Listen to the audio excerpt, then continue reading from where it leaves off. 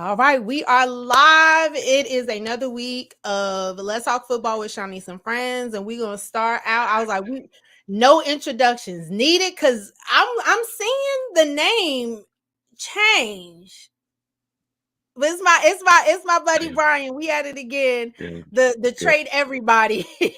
initiative. Everybody, Trade everybody, everybody. even even the janitor. Look, not the janitor. My man literally does his job or her He can't even job. clean up. He can't even clean up the popcorn right. Like, come on, man. Yikes. Look, we're going to jump right into it because there's a lot. There is a lot to break down from Wildcard weekend, not just from the Mhm. NFC East, Absolutely. which my prayers were answered. Asking you shall receive. Asking you shall receive. But there's a lot to break down. I mean, these were two very interesting games going into it. But look, Brian, we're Correct. gonna start. We gotta have you start off. Go ahead and what do you have to say? I'm letting you cook. I'm letting you What cook. I going into this playoffs, I think everybody around the sports media world has been saying this. If this is the biggest window that the Dallas Cowboys have ever had in the past 25 plus years to get to a Super Bowl and win. So, and the fact that we came into this game feeling good, feeling great, whatever, but from the first snap that Jordan Love took, it just went from sugar to absolute shit. And we had a few promises, like a few, okay, all right, we can breathe, but it just kept going and kept going. And then uh, uh, CD and Dak is not interacting, and then Yeah, that was bad. Dak threw a pick that was so obvious. Like, why you don't even throw it to Brandon on this play? You know you throw it to CD, and I get it, but run the ball. You have options. You have options. I get it. Gallup wasn't galloping. Tolbert wasn't doing his thing. Like, and then a pick six to the crib. And then uh, defense wasn't really creating no pressures, wasn't creating no noise.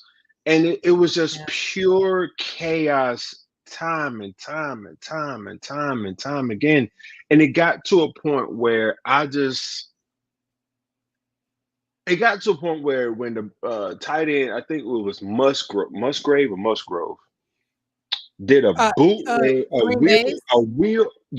a wheel route bootleg, and Xavier Wilson was traveling with the other side, the other receiver, Triple and teaming someone.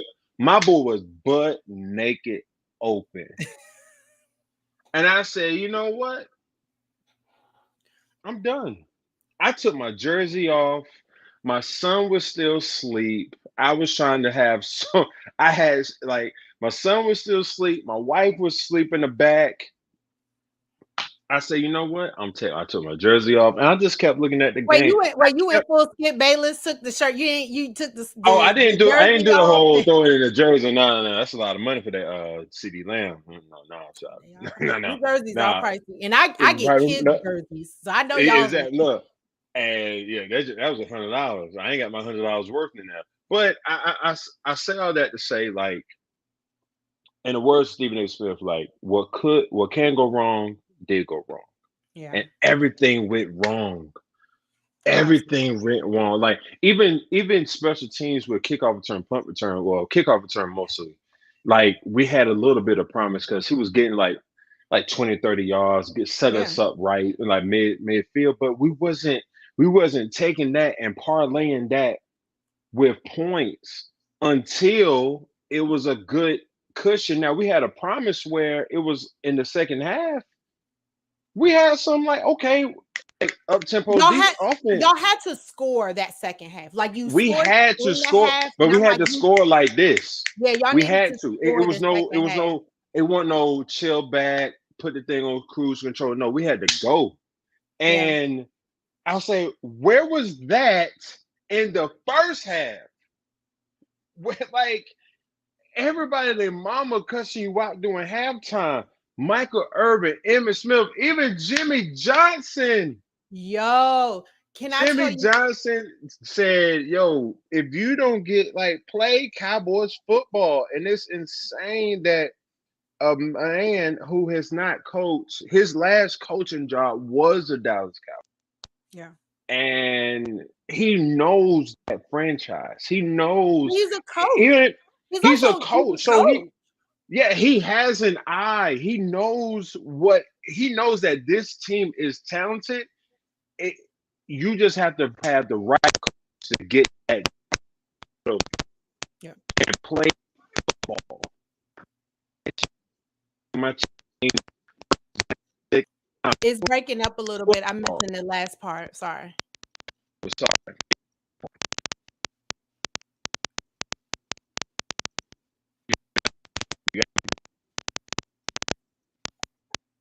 Wait, say something again. Hello? Okay, I can hear you a little bit. Can you Okay. hear me?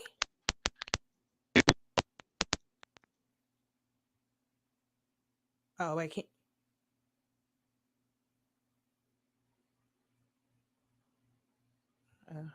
if you can. Okay, now I think I have audio. Okay, you got me. All right, cool. I got you. Yeah. So Jimmy Johnson is himself. He has an eye of the game. It's not about all this flashy stuff. We get it. Dallas is Dallas. We Yep. get that. The star alone is going to bring people in. We don't need to add the fuel. All we need to do is just win games. And to me, the lights got bright for CD Lamb. And it's just a wild card. Can you imagine we went to the bowl and he folded like that in Vegas?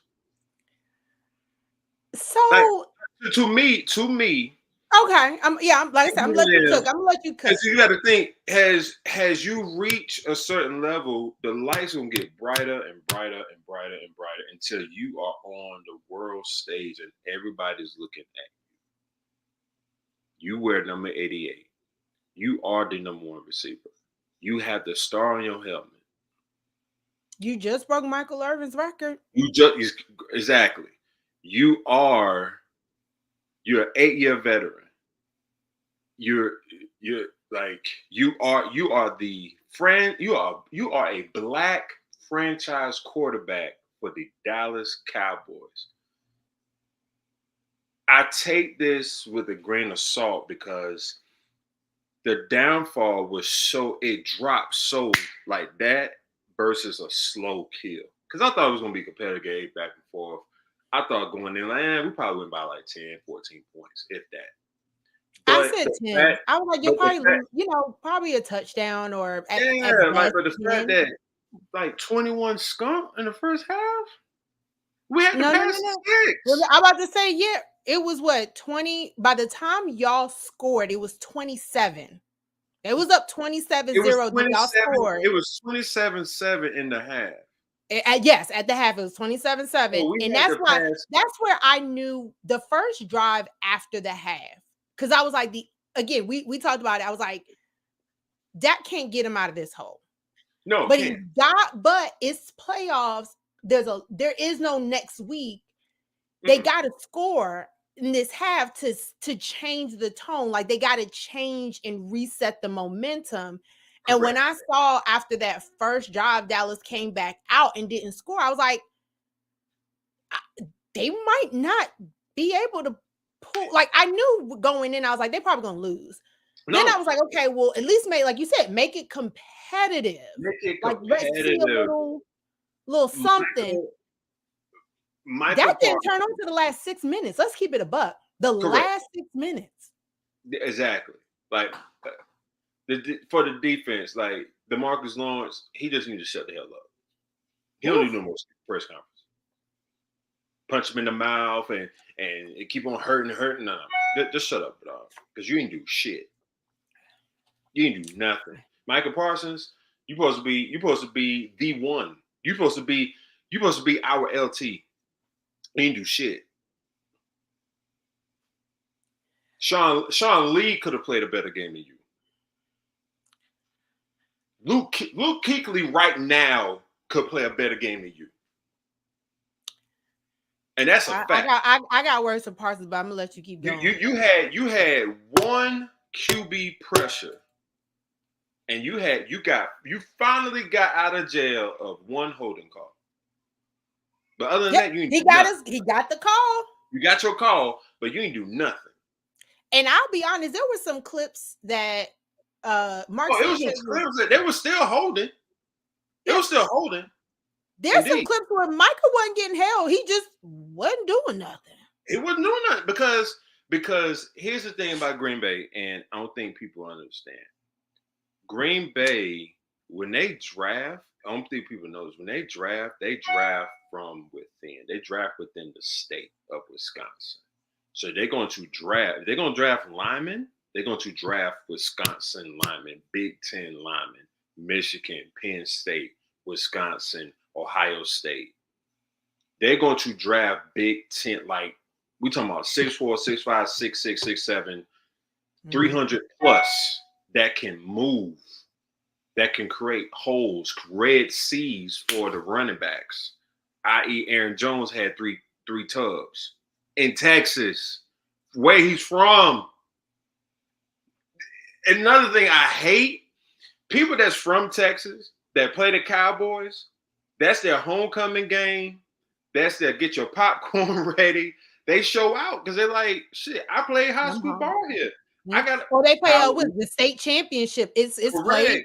Kyler Murray played in AT&T Stadium for high school football. Aaron Jones from Texas.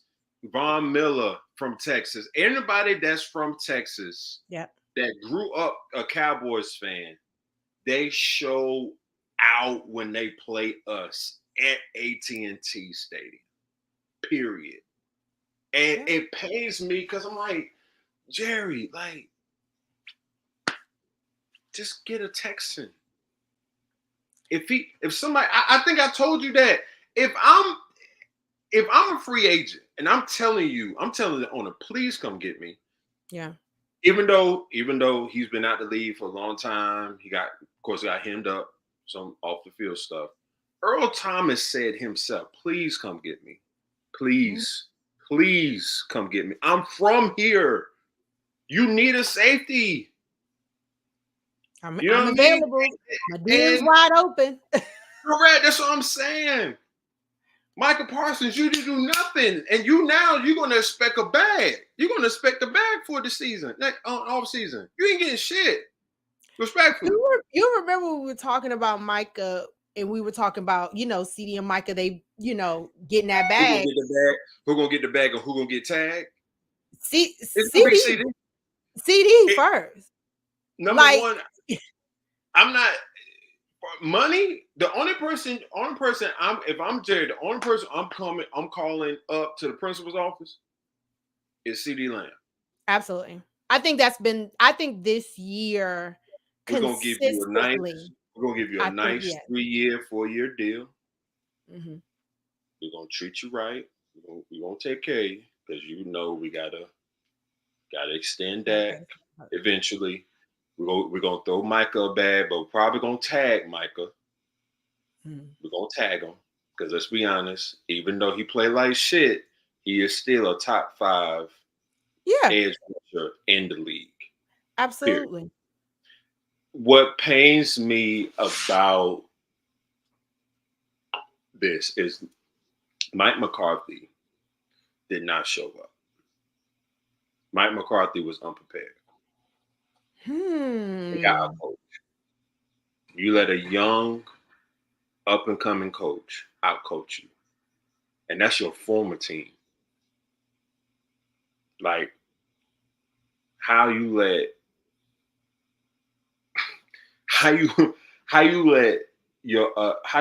a former coach. It's like Kirby Smart out coaching Nick Saban. How you gonna outcoach the master Mm. when you're the master? You know what I mean? Like you know this franchise. You know that franchise. You won a championship with that franchise. You had a top 10 quarterback. No, arguably two greatest quarterbacks of all time, probably top 15 of all time, with uh seven MVPs and one Super Bowl under your belt, and you mean to tell me you took an L like that? Yeah. Dan Quinn, what's up, bro? What's up, bro? We couldn't catch a cold. We couldn't stop a cold, let alone a run. Brian said I got smoked for every. You were joking. We couldn't stop a cold, let alone a run. Aaron Jones was getting 8 yards a clip. Every down. And there was nothing you could do about it. I think Green Bay punted 3 or 4 times. I think they said in the first half they only punted. No, their first punt. No, it was either the first half they only punted once, or their first punt was in the third quarter. Yeah, their first punt was in the third, and the remaining was in the fourth. Yeah. Like, come on, dog. Like, Jerry, it's time, bro. It's time. It's no way around it. I'm standing here looking in the mirror saying damn to myself. It's no way around it. It's over, bro. That's word to Robert. So can I gotta add a little bit to this conversation, because you hit on a lot of stuff that I agree on. So, I'm not gonna beat that dead horse. Mm-hmm. I'll start. I'm gonna go backwards from what you did. So I'm gonna start with coaching. I agree. I think on the Dan Quinn and Mike McCarthy side, to me, them saying to the press before the game, after the game, we didn't execute well, or we didn't do that. Y'all couldn't have had a plan for them. What I saw looked like y'all went in there completely unprepared. Y'all came in there, the way on the coaching side, whatever their plan was, looked like they studied for chapters 1 and 2 for the test, and they walked in, everybody's like, yeah, y'all ready for chapter 5? And they like, wait, I thought we was on chapter 1 and 2. Yes. I think any person who's ever been in school had that moment. No matter how smart you are, there's been that one moment where you came, it was like, all right, I'm ready to do this. And the teacher say something, everybody else like, bro, that's not what we doing. And you're like, I am not prepared for today. I am going to fail. That's what I felt when it came to coaching. Yeah. And where I think the whole fire McCarthy thing is a little nuanced, is because he's had these successful winning seasons. Dallas is always for the past 3 years, Dallas is in the playoffs. And it's collectively generally been in a 5 seed, a 2 or 1 seed. So he's doing the job he's supposed to do, which is creating a winning culture, having the right personnel, doing the right things. And Dak has improved, specifically on the turnovers and some of the bad decisions when it comes to the whole play calling thing. So I think Mike McCarthy has done the right thing. Mm-hmm. I think there's this expectation that Mike McCarthy is going to turn Dak into a Joe Burrow or Patrick Mahomes, and that's not who Dak is. So I think he's got, similar to the conversation about like last year about Brian Daboll and Dane Jones, I think Mike McCarthy has gotten the best out of Dak that we are ever going to see. No one's going to get more out of Dak. This is who he is, and Mike McCarthy has been able to hone in on that, and you guys have benefited from it. But on the coaching side, they just weren't. They weren't prepared. They didn't make any. The only adjustment I saw was they were moving Mike around. Oh, let's Yeah. move Mike on the inside to change Correct. in game. That and again, even then, like it's Micah Parsons. He's one of the best players on your defense. They're going to strategically play and get ready for him. So I didn't understand where that was the only transition I saw from the first half to the second half was I was like, oh, they're moving Mike into the inside to stop the run. All right, Jordan Love's still popping it up. And again, it's Micah Parsons. You double him and you're still gonna run. I think a lot of the blame I will put on the team players as a whole. And Shannon Sharp said this earlier today in the clip, and I have to agree with him. Mm-hmm. I've felt this way specifically about Micah because he has this podcast. There's this, this team and that team, that's who we coming for, Philly and da-da-da, and forgetting the competition you have in between. Oh, in the playoffs, we ready for San Fran and that. Y'all still got to play 2 other rounds before you get to San Fran. We talked about last week, I truly believe even at the 2 seed, I was like, well, this is probably the easiest road Dallas is going to have to at least get to the NFC Championship game. Correct. And I have my theories about why that's probably as far as y'all were going to go this year. Correct. But I was so shocked in that game. And I was sitting with nothing but Cowboys fans. Nothing but Cowboys fans. And there were 2 things that was said, which was, well, Sha'Niece, how are you shocked? And the lights are too bright. And here's why I don't believe either of those. The lights too bright. I'm gonna start with the lights too bright. The lights aren't too bright because Dallas has been in the playoffs. They're not. They're not the Jacksonville Jaguars who got into the playoffs for the first time.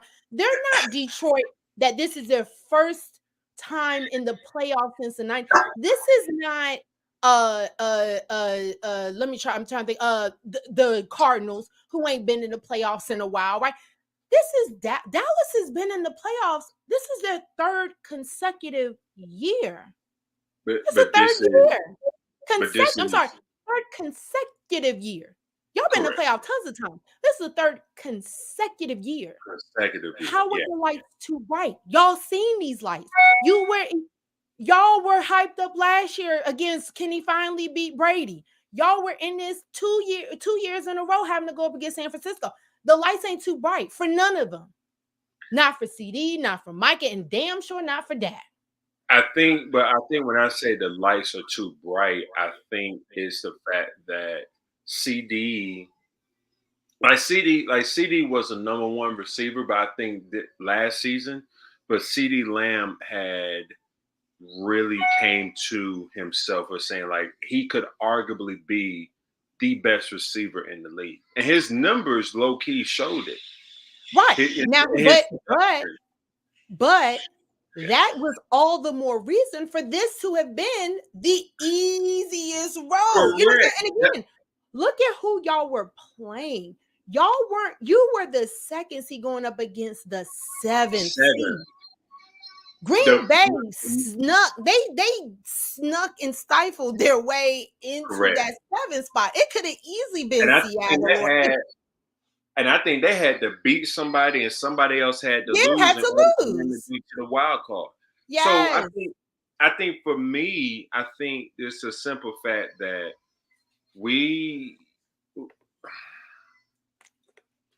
Dallas, we have to clean house. To me, we have to get rid of some people that we know that like emotionally it's going to hurt Jerry, but it's time. Like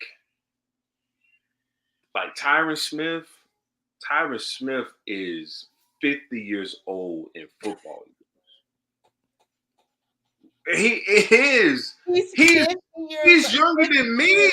Football years, okay. Real, like if you think about it, this man got drafted at what 19, 20 years old, and he's 31, 32 years old. This man has been in the league for a minute, and he had neck injuries. He have had knee surgeries. He have had toe and ankle and this and that. It's time. Like either 1 or 2 things has to happen with him. Either you get him on that farewell contract type of thing to where, at least give him one, or you trade him so he can get one. He can at least get a ring, because he's still, when healthy, a top 10 left tackle in the league. When healthy, along with Zach Martin, he's a top guard in the league. Both of them are getting gold jackets, without question.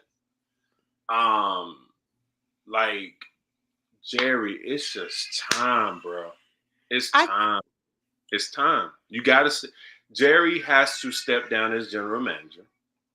Okay. Jerry has to get to a point in his life where he's like, listen, I need help. I can't do it on my own. And no, I can't hire nobody from within. I have to hire somebody on the outside. Yeah, it's going to be a little tug and pull, but hey, look, I need to win. I need to win at least one. If I win at least one, if I can get that 6, I guarantee you I can ride off in the sunset. You ain't got to worry about me no more. But in order to do that, you have to, the first step is to step down as general manager. I don't care if you still be the owner and president, it's fine. Your name will forever be on the check. That's not an issue. The issue is you don't have a football mind. You have an emotional thing with these players. You do. And I mean, but the game has also changed. And where I 100% agree.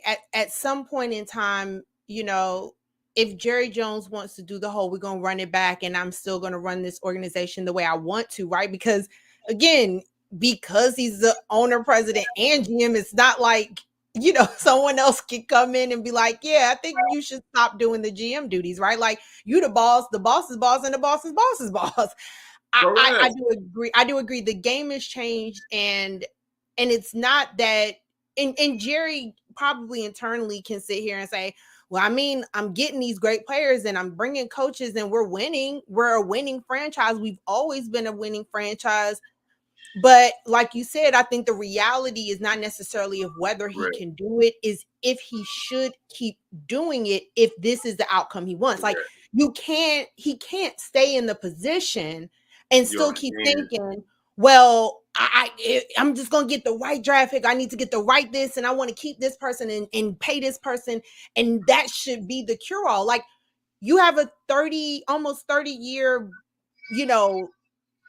of evidence that doesn't work. So if like you said, if the thing is, hey, time is ticking, your younger years are past you. And if you want to see that Lombardi, you want to hold it. Because again, you're the owner. You're going to hold it first anyways. Like, you're going to hold it. Listen. But if you want that, you can't keep doing what you're doing, because unfortunately, like, time is not on your side, old man. Like, eventually you are going to get to a point where you literally physically can't do it. And all you're going to have to look back on is like, damn, maybe I should have, I should have or could have did this and at least gotten one this millennia. You know what I'm saying? Like, I think as long as, I agree with you. I do think as long as Jerry continues to be the GM, it's not going to change, because again, y'all, you have since what, 95? Since 95. 95. Hold that thought. Got a crying baby. Yeah.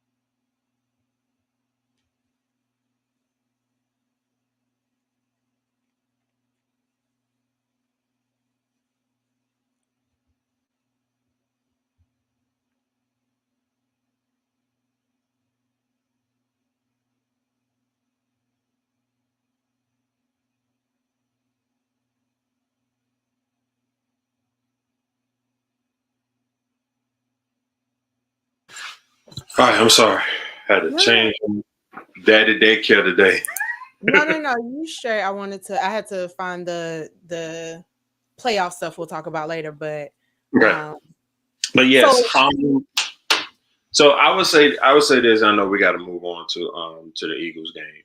oh no, we got to move on to my two questions. I told you I was going to ask that. Oh yes. My Go two ahead, questions. go ahead. Well, no. Go ahead and finish before I drop those two on you. So to end my rant, the Dallas Cowboys has to go to the drawing board on every single level. Offense, defense, special teams, from the first to the 53 man, from the ownership to the coaches, everything. Wow. We keep on winning. We finally get to a point we're getting double digit seasons. Mm-hmm. We get into the playoffs, but we choke every single time without fail. Whether it's in the wild card, whether it's in the divisional round, whether we're never going to reach that NFC championship. We can get to the first goal is getting to the NFC championship. Yeah. We get to that, then we get to the Super Bowl. We win the Super Bowl, and then, okay, what was the formula to get to the Super Bowl and winning? And once we figure out that, we keep that same formula, because if if it ain't broke, don't fix it. I agree. And I feel like with Jerry, we always get into a groove during the season, and without fail, week 7, 8, or 9, or 8, 9, and 10, he make this outrageous comment, outrageous hot take. Oh, we are just as good as Michael and Irvin. No, we're not. Shut up. We're not. Like, stop. We will never be the 90s boys. The 90s boys had. I mean, that was just a different time. That was a different way that football was played. For one, it was football. It wasn't that flashy stuff. It wasn't even as long of a season. It was just such a different time. And think about it. You could have. Shannon Sharp say this all the time, man, bro. Like, you could have been the Patriots before the Patriots. Like, the fact that you fired Jimmy Johnson in their prime, we went back to back. We could have.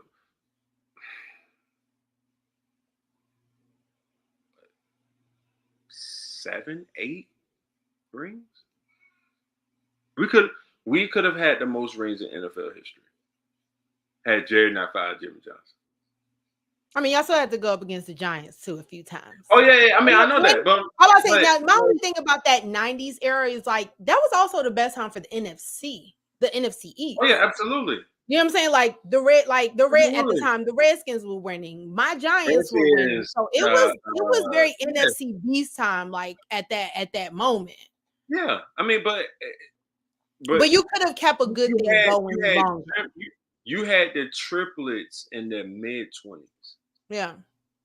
With Jimmy Johnson, and you fired him, all because you wanted more credit.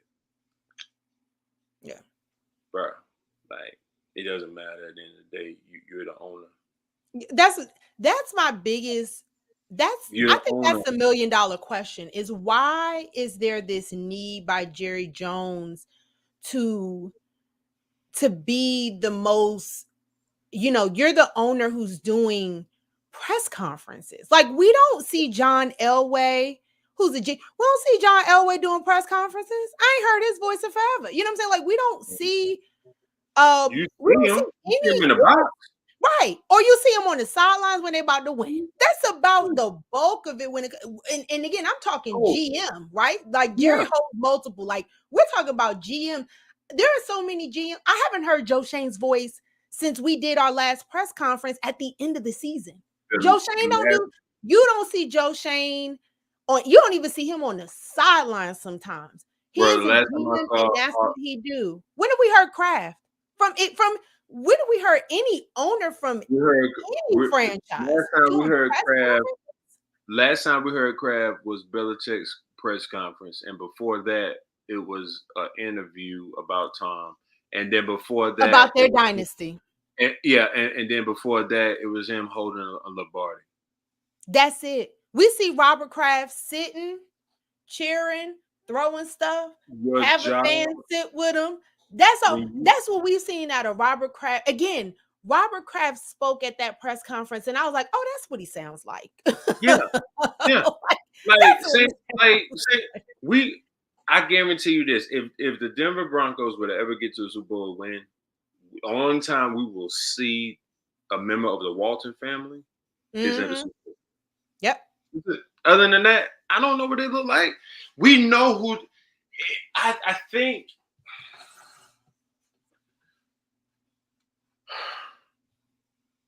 Hold on. Why you? Sorry. Go ahead. I think for Jerry, it rubbed him the wrong way on the simple fact that, hey, I know I'm the owner, but I did also play football as well. I do know business. I do know this, do know that. But there comes a time where you have held a 30-year grudge. It's basically saying I can do this and I can hire and fire the coach and we'll go to the Super Bowl. All I need is one. And you've been doing this shit for the past 30 years. Yeah. You have made fans punch TVs, flip the tables, burn jerseys. All you have to, honestly, and I know you got to ask me the two questions. I'm gonna say this, and I'm gonna let you rock with the questions. The only coach, there's two coaches that can take this team. You better have something good. You better not. Okay, I'm listening. There's two coaches now. There's only really one I think that could get y'all a ring, but go ahead. I'm gonna let you. There's two coaches that can not only take us to the Super Bowl, but take away the penalties, take away this bonehead mindset that can put N-words, Negroes in their place. His name is Bill Belichick, and the other person's name is Mike Tomlin. Okay, you threw me with the Mike Tomlin, Bill Belichick. Because here's the thing about Mike Tomlin. Mike Tomlin, yes. Mike Tomlin with the talent y'all have, absolutely. Mike Tomlin can just and honestly, not even just on some like, y'all trash. No. He's coming in as a leader of men. Yes. Like, hey, get your shit together. Yes. He's a tough coach. Quarterback of this team. Like, he would change the dynamics. To me, he would change the dynamics of that defense and just the overall play of Dallas. The culture. And again, he's younger. He has a winning record. He has the ring and everything. Mid-40s. I'm about to say, he's probably in his early 50s. So you got, to me, with Mike Tomlin, what you have over the other name that, again, I've been loudly talking on social media as a terrible decision for any franchise. Mike Tomlin, I think, would be the better bet. Jim Harbaugh is another one who plays that very tough. And again, I think part of it is these are up north coaches. These are coaches that are playing in divisions and playing college football where you got to be tough. And again, Jim Harbaugh has done it in the pros. The Bill Belichick, I don't think Bill Belichick would be, for one, we know that'll never work. Him and Jerry Jones, that would never ever work. Number two, Bill Belichick is 72 years old, and I don't think that Patriots way or that old craggy way is going to work with these younger guys. You have young talent, and there's nothing that Bill. I think to think that Bill can replicate what he did with Tom Brady in Dallas, I think it's a little short-sighted because Bill, you're only getting a few years, and he's also been terrible at drafting. So again, you're going to have that issue with Bill drafts his, but Jerry drafts. So there's just There's no way that's going to work. And again, that's if you get Bill Belichick, it has to be a short-sighted thought. He is 72. Well, you only get a few years out of him. That's the thing. And here's the thing with Bill. With Bill, like you said, if you hire, let's just say Jerry literally have a come to Jesus meeting and just say, you know what, Bill, I'm gonna let you be the head coach, but I can't let you have complete control. That's the end of the conversation. Who would you want? Who would you want as a general manager? Because I'm gonna step down. But Bill has been the general manager. I hear what you're saying. I trust him. I do. But my thing is that's not. It's not plausible. Correct. And I think the easiest name out of all the names that's like all the coaches that's unemployed right now, the sexiest name would be Mike Tomlin. I think that'd be that's the more plausible. That'd be the best name. And that's not even again. He still has a job, like and the bottom of the barrel. I ain't gonna say bottom of the barrel, but the bottom name would be Mike Verbal. Okay, bro, you had D-Hop, bro, you had D-Hop and Derrick Henry, and y'all taking L's like that. Like that wouldn't. I personally think if you hire if and only if Jerry were to hire Belichick is going to bring Mike Verbal as his defensive coordinator. I mean, because if you could take the Patriots north, not the Patriot way, you take the Patriot north, Patriots philosophy, defensive philosophy, and bring it to Dallas, Texas, with this defense behind me, especially with number 7 coming back. Here's the thing. Stop. It's just maybe on the defensive side, yes, that would improve that, those areas, those soft areas.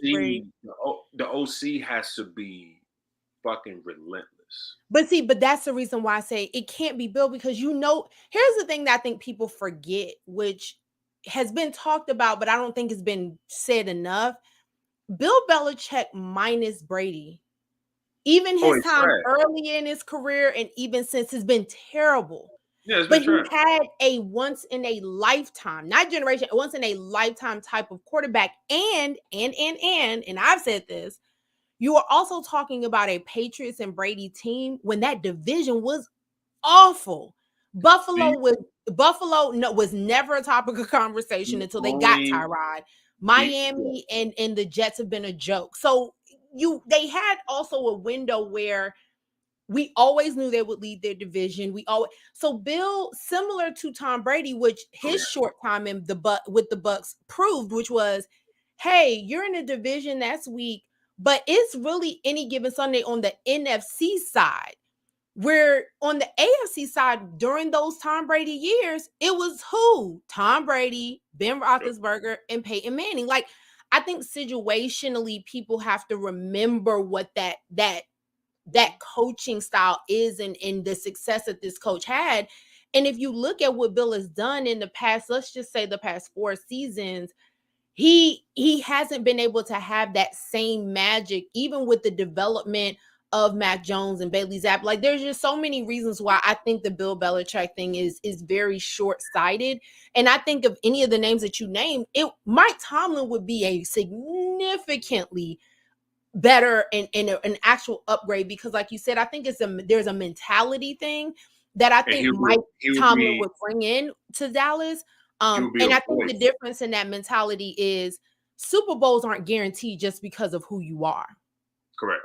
You got to work for these things. You guys, I think Mike Tomlin would set everyone straight, including Dak, which is y'all haven't earned anything. So I don't know why y'all thinking about a Super Bowl. Half of y'all weren't even alive the last time Dallas got a Super Bowl. So we want, that's the ultimate goal and prize, but y'all got to play up to it. And I don't see anything and Mike Tomlin can say this, I've been to one while y'all still talking about one. Yeah, We've got gotten mine. to divisional rounds and past I'm this. Mike Tomlin, Yeah. no lie, and I get it. It's the rivalry, Steelers, Cowboys. If I'm Mike Tomlin and I get that Cowboys job, that first team meeting, I'm bringing in my Lombardi in. I say, hey, we got to work with it. We have to work with this for this. Y'all haven't even remotely seen this. If I was Mike Tomlin, I put my ring down. Yeah, like, because how many of y'all were born before this? How old were you when I got this ring? Yeah, that's what I told him. How old were you? Because here's the thing: at the end, because you can't see the forest within the trees because you keep sleeping on Arizona. You slept on a Green Bay. Jordan Love came into AT&T Stadium as if he had like he put his dick on the star. He can't. Shut up. He came. I mean, into, 40, yeah, he came into He came into AT&T Stadium as if he had 2 rings and an MVP the way he was playing. I heard this stat. Dallas has 9 Pro Bowlers this year. Yeah. Green Bay has none. None. I keep not even a special mention. when you have nothing to lose and everything to gain, you are. We said that last week. What did I say last week? Last week we sat here and had the same conversation. I said, here's who I think should win. I was like, Dallas should beat Green Bay. That should not be tough. Correct. Philly should beat the Bucks. And we're gonna talk about Philly in a second. So, we gave those predictions, but I said the one thing that Dallas is going to have to prepare for is that that Green Bay is coming into y'all's building with no expectations and nothing to lose. They just gonna go out there and play football. And they run. I said, now Dallas got to worry about that run. But I thought that Green Bay's run game would just keep them in the game. I never thought it was going to be a blowout. Like I said, I thought Dallas would probably win by 7, maybe 10. Because again, Green Bay has a good run game. How do I know? Because we played Green Bay. I saw them firsthand. So I was like, look, this is what they do. So I know they can stay in it. You know what I'm saying? But Dallas was the most healthy. Mm-hmm. They, again, you were home. Y'all had y'all home event. Like Dallas had everything in hand for that game. And we shit the bed. Dak's play, and I didn't talk much about Dak, but I think Dak's play was so unbecoming of someone who out of his mouth said, I feel the most confident I've ever felt in years. I feel I'm playing my best games. My numbers and my stats. We're coming in here. I don't want the hat or the t-shirt that says NFC East champion. I want something bigger. And all Dak and Jerry is the snake oil salesman. But to me, the way Dak was talking, and I get it, you're the face, you have this fan base and you want them to feel just as confident as you do. There's no way in hell you can listen to what Dak said all week and see that game. I'm like, somebody lying. Somebody lying. Somebody being fraudulent. Somebody lying. Somebody ain't why. And again, when I talked about the coaches and what they did, to me, my feelings was Michael still watching tape on San Fran? Was Dak still watching tape on Detroit? Were y'all too busy doing what Dallas has done, specifically the past 2 seasons, looking further ahead than what you had right in front of you? Because again, everything I heard all week wasn't even close. With Brian, this would be a totally different conversation if this was a 5-point game, a 4-point loss, a field goal miss. It'd be a totally different conversation. But I don't understand how this team, specifically over the past 3 playoff appearances, have gotten worse. And I'm gonna say this because this is gonna lead into the 2 questions I want to ask you. Mm-hmm. After the botched, 3 years ago, you had the botched spike by Dak, and I said, what a San foolish Fran. way against San Fran in Jerry's world. And I said, what a foolish way to lose a playoff game. But Dallas lost, not by a lot, but they lost. And then next year we have Zeke under center. That's what I'm going to call that play. We got Zeke under center. Zeke under center, and now the most comical play. It's mean. It's a meme. The most foolish play. And I said, I thought last year was kind of goofy. This is probably the goofiest thing I've ever seen. I don't think we'll ever see a play that silly. And Mike McCarthy at some point still needs to answer, what was it supposed to be? I still want to know, what was that supposed to look like than what we saw? But I said, there's nothing goofier than that. And then I'm watching this game. And again, going back to the shock, my shock was, there's no way this Dallas team should look like this in the first round, playing the lowest seed that squeaked in with the young. Like, there was no reason for what we saw. It was not competitive. Dallas was never in it. They were never in it. There was not one moment where, again, we said, maybe I said earlier, maybe going into that scoring, coming out of the half, you have to have a scoring drive. Maybe that changes the momentum. But I never thought Dallas was in it again. By the time it hit 27-zip, I said, okay, this game is pretty much over. Dallas just needs to at least make it look better, right? Like on tape, make this look better.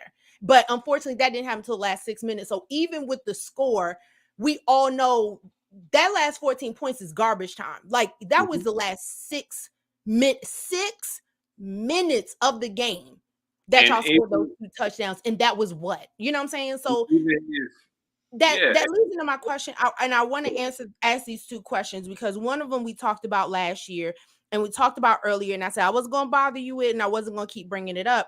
And the reason why I wanted to wait to the end of the season, and I promise, I swear to God, Brian, I actually had to remember the second one because I didn't think we would have this conversation this soon. Do you think we have seen Dak's ceiling? That's the first one. Because we talked about this after that San Fran game. But I said, I'm not going to ask it again. I'm going to ask at the end of the season, no matter where y'all are. Do you think we've seen Dak's ceiling? Right now, at this moment, yes. But it would have to take a special coach, a special coordinator to get that dog out of him. What do you mean? What do you mean by that? Like, he's made millions. We're talking about Jerry's check. He's made crazy money. Then when we talk about endorsements, he's made crazy money. He's a household name. He's a Walter Payton Man of the Year. Again, this is not Dak's first rodeo. We have seen a lot. What do you mean by that? Because I think we've seen it. And I said that after the San Francisco game. I said, I think we've seen the best we're going to see out of Dak. So I would say yes. How can I say this? I'm not comparing him to this quarterback, but how Matthew Stafford has always been a generational, I ain't gonna say generational talent, but he's always been a middle of the road quarterback. He had the weapons. He had Megatron. He had Dominican Sue on defense. He had all these great pieces, but it just either they had sucky teams or sucky seasons. But he's good. But he's just a middle of the road guy because of the team. But it took a special coach and a trade and a change of scenery to get that extra oomph and some pieces around him. And now he's a Super Bowl champion. I'm not saying Dak should get traded. I'm not saying Dak should go to another team.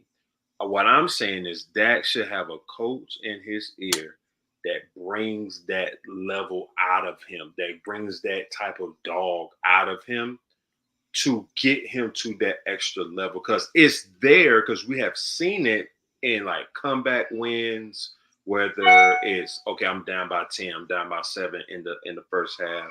Like his rookie year. Yeah, he was down against Aaron Rodgers, but he brought them back. And once again, yeah, he was a rookie, but he also had a fresh Ezekiel Elliott behind him. You know what I mean? So we have seen flashes of that Superman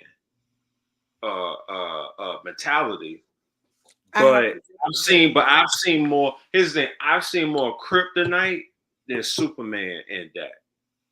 It's been leveled, honestly. So for your answer, I would say yes, but it would have to take another coach, another coordinator, and maybe, just maybe, a change of scenery to get that extra level out. So here's where I disagree, and I think like I said, I remember we had this conversation. We had this we talked about Dak last season at the end. Mm-hmm. We had this after the San Fran game, and then like I said, I wanted to wait to the end of the season. Mm-hmm. And here's where I disagree. I do think the comp between Dak and Matthew Stafford are very accurate. I think it's actually more accurate than what you're saying. It is very accurate. You're talking about a guy who's a good better than average, right? He's not no average in the middle. Like, he's better than average. And like you said, with the right pieces and everything around him, you can make magic, the right coach and all this. But here's where I start to disagree, because yes, Sean McVay is a very, very brilliant mind. And I think a lot of the stars aligned at the right time for Matthew Stafford during that run. But Dak has the same type of weapons. The same way Matthew Stafford had Cooper Kupp, y'all got CD, and CD was cooking this year. You know what I'm saying? So when you talk about defense, why you have this, first ballot Hall of Famer Aaron Donald. For his Aaron Donald, we got for his Aaron Donald. Remember at the end they got Von Miller. You know what I'm saying? But they got the right pieces on defense to cook. Again, y'all's defense wasn't terrible. Y'all couldn't stop the run, but that was a whole year kind of thing. My thing is, but you have the pieces. I don't think Matthew Stafford had pieces and y'all didn't, or they had the coach and y'all didn't. Because my thing is, Dak has been in 2 systems. He's had these great coordinators. This is the second. He's had all of the, and again, the better brand. You have the better brand, the better stadium. You have all of these, especially this year, which is why I was like, we're not going to talk about weapons, because Dak has weapons this year. He is not lacking. And yes, the run game ain't the same as it was with Zeke, but it's not like y'all have no run game at all. Like, y'all have a run. So I say all that to say, and the reason why I personally think there is nothing, because here's the thing, Dak is what, 30, 31? He's 30 years old. 30. So at best, he's not getting 5, 6 more. He's got a few more years left in him, right? Whether he wants to stay a Cowboy or not, obviously we don't know. But my thing is, Dak is getting older. He's taking more hits. He's going to start regressing, specifically when it comes to body, movement, moving out of the pocket. Like, that's never going to get. He's not going to do more of that as he gets older. He's going to do less of it. And so and again, you guys have always had a really great O-line that keeps him off the turf.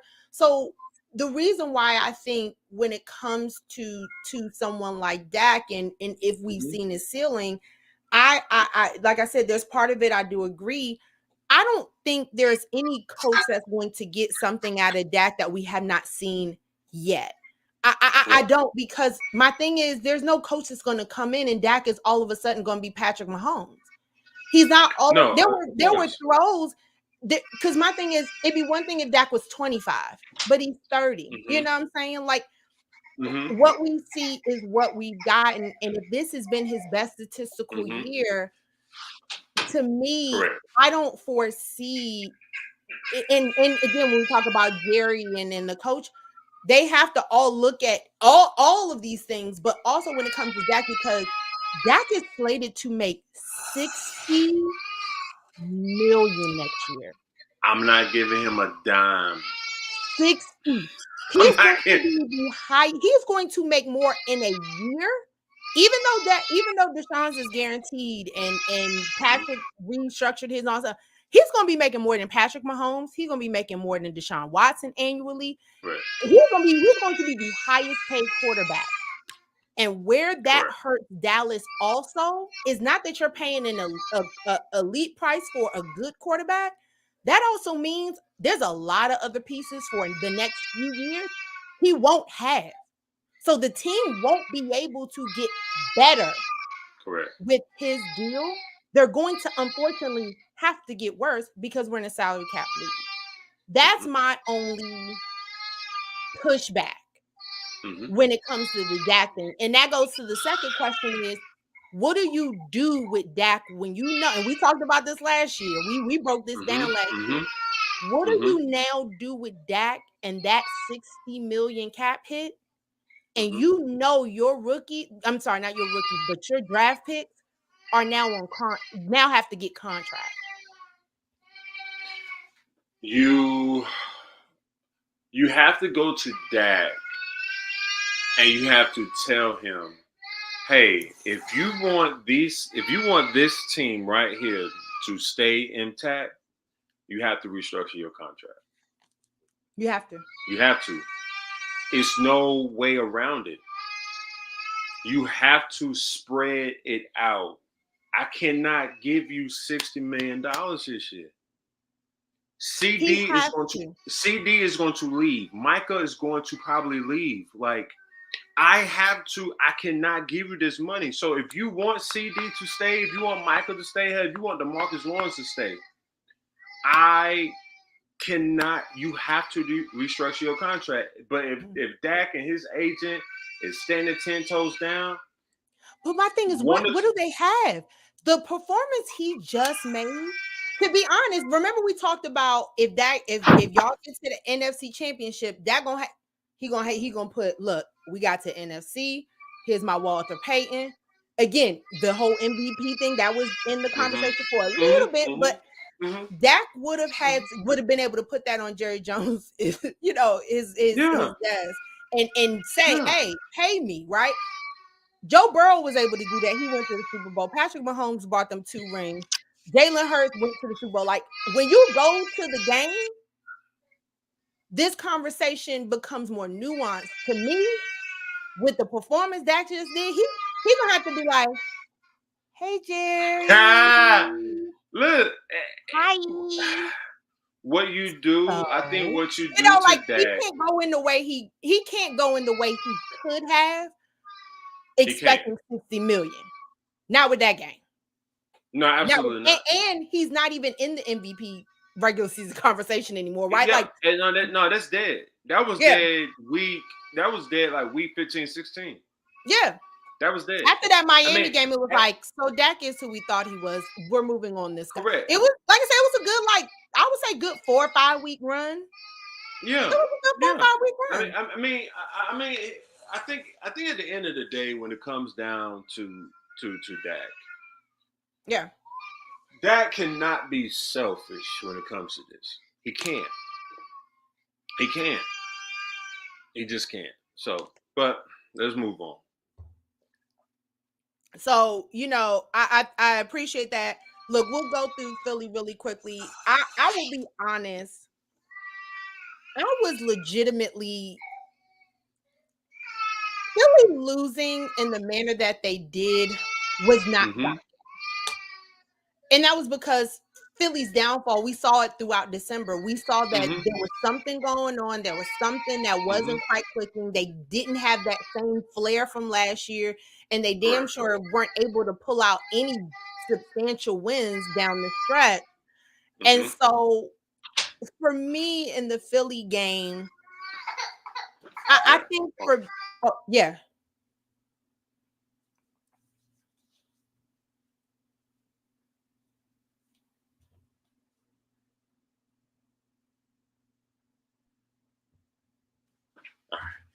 Yeah, I think Philly, that was like the slowest burn I've Oh ever yeah. seen in my life when it came to a team just breaking apart. Like Yeah. honestly,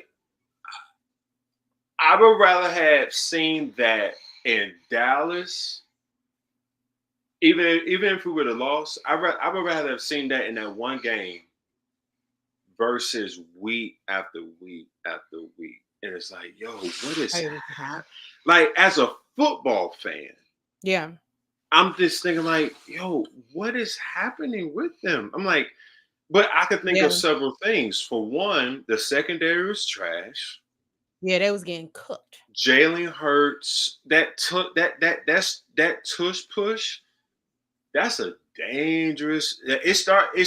I know it's the greatest quarterback sneak formation of all time, but it started to get to a point where your starting quarterback is getting hurt in the process of that 1 yard. How much is that 1 yard worth for your franchise quarterback That you just that you paid just for. gave the bag to? And And and and, he was and injured. Like we knew Jalen has been oh, injured most of this season. I don't understand why they kept putting him in the position to get more hurt. correct. I think for me as a fan, as a football fan, and I know we troll the Eagles all the time, whatever troll, Of course. But I but gave equal trolling this weekend. oh yeah, you I did, gave you I did. gave equal smoke. I gave because I know people's like, oh, you on it. I said, oh, Philly's getting this smoke too. Oh, absolutely. Philly. Oh, I was telling all Philly fans Taking that all I the know, I'm smoke. like, bro, y'all go ahead and have a seat right along with us. But Come on, I think, come on, I think, right? I think, several things. Um, that I think Philly getting rid of their coordinators was a bad move. Oh yeah, I yeah. think Philly. I think Zeriani calling the plays, knowing that he's a defensive minded coach, bad move. Terrible Um, move. I, I I agree. I think AJ Brown. When you have AJ Brown, Julio Jones, and Devontae Smith on the same team as your receiving core, and Dallas Goedert, bro, you should be lighting people up. You had old man Julio. And all you need about 1, 2 good plays out of Julio Jones. You are not Julio Jones is the Correct. third option, and he's to me. There was I forgot which game it was, but I'm like, that is why you get Julio Jones. You don't need him to light it up all over the field. He is Yeah. not back in Atlanta. This is not his heyday. It, You just it, need about 1, 2 good third options and get it to mm-hmm. Julio because he going Julio, but he's older. He got some injuries under him. But you just need about Yeah. he was the same. They should have been used. They were using Julio at for a very short period of time, the same way that LA got Odell. They was like, we don't need a whole lot of plays. Bing, We just need about bingo. 1, 2 good I ones. need. But that's the thing. I think that's the thing with Dallas. Well, going back to Dallas, we didn't have Brandon Cooks was cool, but we didn't have a Julio. We didn't have a Devontae Smith. We didn't have a Dallas Goedert to take the pressure off of CD. Michael Gallup is none of those players. Brandon Cooks, he is good. I love Brandon Cooks, but Brandon Cooks is a hellified slot receiver. I felt as if we would have had a D Hop for cheap, if we would have had a Amari Cooper, uh, uh, uh, like someone like hell, even if we would have gotten Julio Jones in Dallas, that would have took all the pressure off Yeah. of CeeDee Lamb because you got Julio on the backside. You have to respect the fact that's Julio Jones. And But see, that's with Dallas. Not with Dallas. Sorry, with Philly. That's where similar to that coach, specifically on the coaching side. And I think two things are very true. There's something going on in that locker room that ain't right. It's There's some something personal. going I on think that I feel like it's a personal beef. I don't think it's no yeah. professional beef. It's some personal beef It's that's something happening to right me, now. there's absolutely something going on that we may never know or whenever it slips out, but there's obviously something going on internally because we Might be a 30 heard for 30. over and over. Oh, I'd watch. We heard over and Listen, over, we're easy. not playing our best. We haven't quite figured this. There was something going on, and I don't know if it was players to coach, coach to coach. Hey, we had these coordinators we loved. We had a good thing going, and now these new coordinators came in and messed up the vibe. Like something, I think there was an internal something going on, but I also agree when it came to coaching, at one point it came to the head of like, I think Nick Sirianni leaned very heavily into his coordinators doing great jobs and having such great talent that now you have all this talent. Because again, they ran it back similar, right? You have all this talent. Like you said, you have Julio. Why is Jalen taking and they got a good running back. Why is Jalen taking any hits? What Jalen should be exactly? running the ball maybe once a game. They should be maybe one or if you're two gonna do Jalen anything, design plays, and that's it. Twice a game, get that at most. get 1 or 2 yards and slide. That's it. But 1 or 2 Jalen should, yards. with those weapons, there should only be 1 or 2 plays per game, not half, not quarter. There should be 1 or 2 plays a game that Jalen is needing to run. Everything, you have too many weapons around him with this great O-line. Why is he taking hits like that? I feel like, and we all have been prisoner of the moment of this, of 2 quarterbacks who have used their legs to get touchdowns, who have created magic, and that's Cam Newton and Lamar Jackson. Yep. You know what I mean? Like we have like black coordinators have taken the blueprint of that mobile quarterback, especially a man of color, and has said, hey, Cam did it, and he's 6'5", 240. Lamar Jackson does it right now to this day, and he got a bag. Why can't you do it, Dak? Why can't you do it, Jalen? Why can't you do it, Tua? Why can't you do it, Patrick? So if they can do it, why can't you do it? You know why? You know why we can't do it? Because one of those players is not in the league no more. Is doing a podcast, and the other one just got the bag last year. And it's like, and again, I think also with that Ravens front office, I think where I think they've gone right thus far with that formula is they also gave the Ravens and gave Lamar a run game. So again, if you think about it, Lamar doesn't have to carry the team anymore. They gave him a very, very dynamic Zay Flowers in the draft, and they gave him a running game. And so now you still gave him number 3. And again, you're not even asking Odell to do a lot. What are we asking? I just need one play. The Ravens is asking Odell, we just need 1 or 2 good plays. Because that's 1 or 2 plays a game. Here. Correct. That's all we see. He get 1 or 2 good plays. And again, it don't even got to be guaranteed. That's just a little cherry on top of the cake. I 100% agree. I think there's no reason why Philly should not look like Philly of last year. No. Because they had enough of those weapons for Jalen.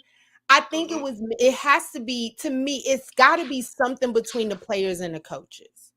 Maybe it's especially with Jalen, who's a coach's kid.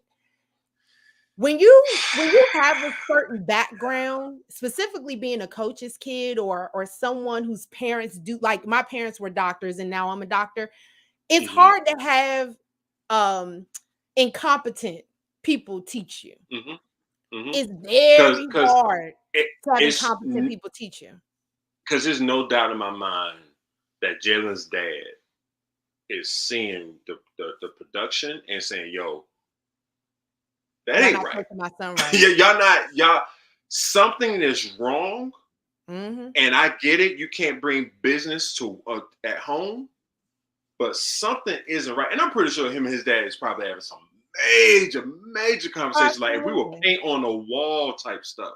Like, Absolutely. yo, hold up. But I think that goes into it. Like you said, he can have these conversations with his dad. So imagine having a coordinator and a coach where you as a player, as this franchise face who had seen the promised land, right? Lost, but also lost to a worthy opponent, but lost. You on this team where your centers try Jason Kelce. So I can imagine the conversations him and Jason Kelce are having, who also was under said Andy Reid. You know what I'm saying? So, and then if you have an incompetent coordinator and a coach where you're like, bro, this dude don't know what the hell he's talking about. Like this bravado, like it.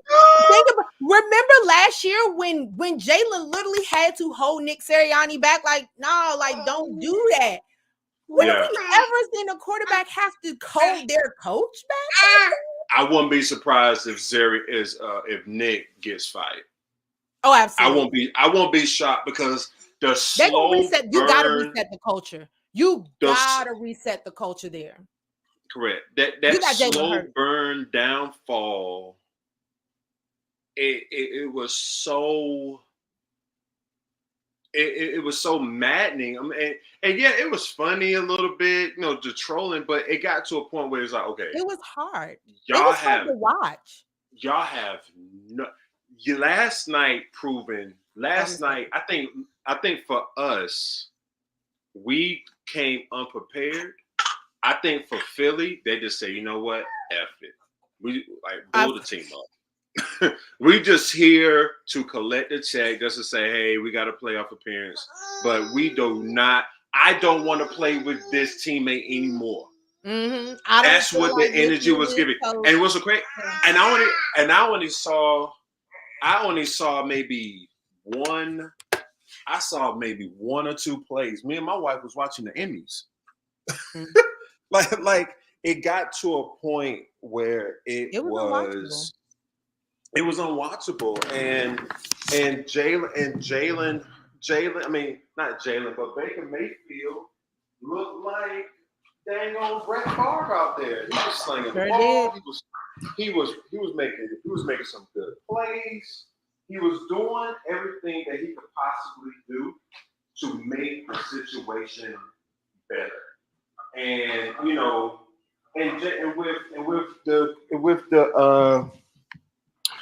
with Tampa, you still have a solid defense. Yep.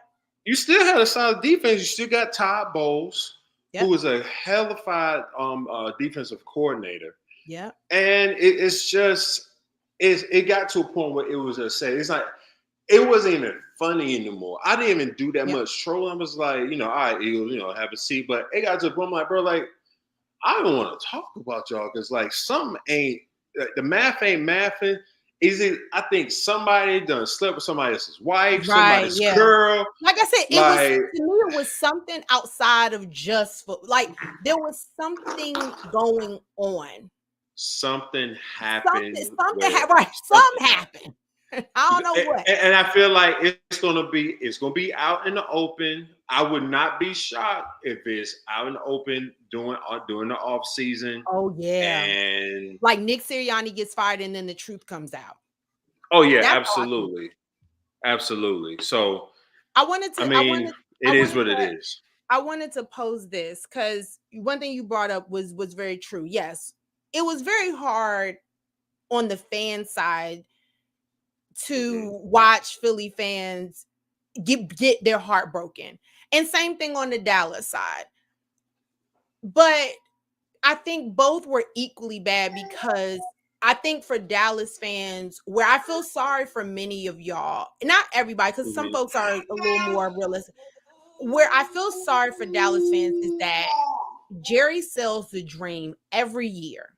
Oh, Jerry, absolutely. by week 4, week 5, Jerry sells the dream.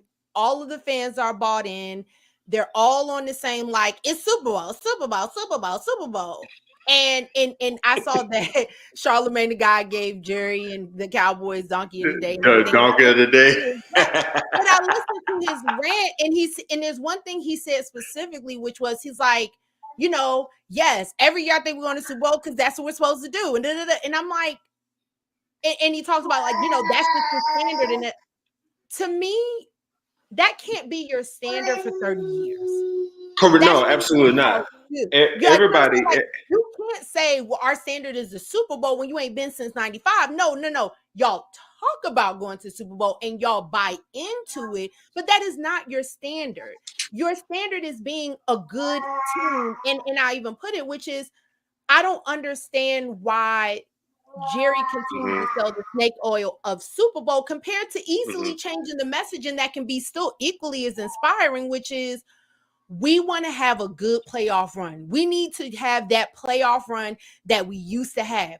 Just say playoff run, because in my mind, again, as a Giants fan, that was what our thing was. Just give us a chance. Once we get in the playoff, we trying to make a run. So we don't, as Giants fan, even during the Eli Manning years, it wasn't, we going to the Super Bowl. We going to the Super Bowl. Eli's giving it to us once. He could give it to us again. And even after Eli gave it to us the second time, we weren't like, we Super Bowl bound every year. It was always just get us in the playoffs and let us take a run. Let us have our run. And even talking to my mom, just historically, what it's been like as a Giants fan over all of these years, over these decades, the good, the bad, the ups and downs, where I feel bad for Dallas fans is that, unlike my New York Giants, unlike Washington, and even unlike Philly specifically in recent years, I don't understand why so many fans get so caught up for a team that has given you 3 decades, has given you us, right? We're both same age, has given you elementary, middle school, high school, college, and beyond, has shown you who they are. Whereas it doesn't always have to be this Super Bowl thing. Why haven't we talked earlier about, the NFC Championship, but it's like, why not just say we need to do a deep run? We need to do a deep run. And on the Philly side, for the fans, where I feel sorry for them is the slow demise. This was a slow. It was a slow burn. It was like slow. It was like someone putting a dagger in your side and slowly penetrating. You're slowly losing. You're slowly falling out. You're slowly losing blood. And I think for Dallas, it was like, oh no, we ride a high. Took a few hits. Because my thing with Dallas is, I'm like, I can imagine as a fan where you have these seasons, you're going to the playoffs, right? Like you clinch your playoff berth by what, week 15? No, probably before that, right? So you've clinched the berth, you're going to the playoffs. So it's like, hey, good, we good. You stumbled during the gauntlet, right? You get some wins, you get some losses, but you end the season in Washington on the road and you have this big win. Now, granted, Washington was terrible, but you have a good win to go into the playoffs. You're not like Philly, where it's like, we're bad, we've been bad, and now we're going to the playoffs and there's an expectation we're good. Like, Dallas went from 1 week having this type of game, right? You swept Washington, you embarrassed them on Thanksgiving. You have this good Seattle game. Like, y'all had, even down the stretch, you had still a good season. And again, going into the playoffs on that high, and you got the number 2 seed, right? Like, everything is positioned. And for it to look, that loss against Green Bay looked worse than Buffalo. That loss in Green Bay looked damn near. Here's the thing. I think the loss in Green Bay was worse than Buffalo and San Francisco, because those 2 teams are good and we expected that to be a good game. No one expected Green Bay. And so that's where I think before we got on, I was talking to my mom and my sister about it. And I said, which loss do you think is probably the most jarring? And I said, it has to be Dallas. Like, we debated it, but I said, Philly had the slow burn. So I don't think, and even some Philly fans, like most of them I know, were like, yeah, well, we kind of prepared ourselves, right? Like, they kind of knew they weren't good. They knew the idea of going to the Super Bowl was kind of out of the question. One of the Philly fans I talked to, they was like, we knew we weren't going to the Super Bowl, but we damn sure expected to at least win a playoff game. Whereas I think with Dallas, because there's always this well, we got to do Super Bowl. And this this hope. built-in, right. And it's this built-in thought of excellence and all that stuff. And I'm just like, New England fans can say, look, we need to get back to the glory days because that was just a few years ago. Correct. To me, the dream that's always sold to Dallas fans, I personally think is just unfair. And I think if I were a Dallas fan, I would be the fan at this point that's like, I'm never talking about the Super Bowl until I literally see my team in it. Oh, And listen. I ain't talking about just there catching a Walter Payton Man of the Year. I'm talking about until we get the ball. If we receive the ball, until I see if I'm a Dallas fan, I would be like, until I see them saying hut hut, until I see Dak or whatever quarterback under center in the big game in February, I'm not talking about that. I've always have told my friends this. I will be the most, and we known each other for 10 plus years. I'm the most realist Cowboys fan you will ever meet. I think the last time I said, we're going to the bowl is when the whole that Dez called it season. That season right there, we was hitting on all cylinders. And again, this season, I'm not saying y'all could not do a deep run. I thought absolutely. Absolutely. And I feel like I've always, after that season with the Marco Murray and those boys. I remember that team. I've always been one game at a time. Yes. Just one game at a time. Just survive in advance, if you will. Right? Until I see 1-0. Trying to go 1-0. Until I see the Dallas Cowboys, and if I see the Dallas Cowboys in NFC Championship, then I'm like, okay.